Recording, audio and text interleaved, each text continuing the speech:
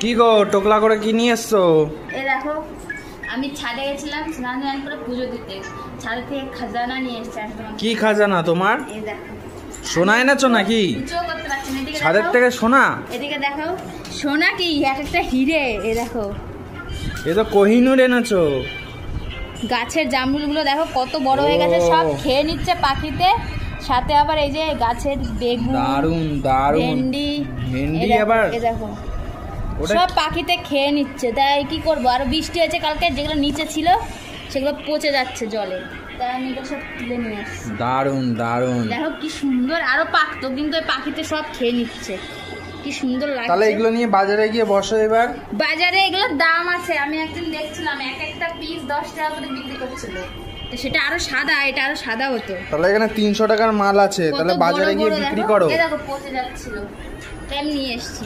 দারুন। তাহলে এখন কি বাজারে যাবে? হ্যাঁ বাজারে যাবো, বিক্রি করবো।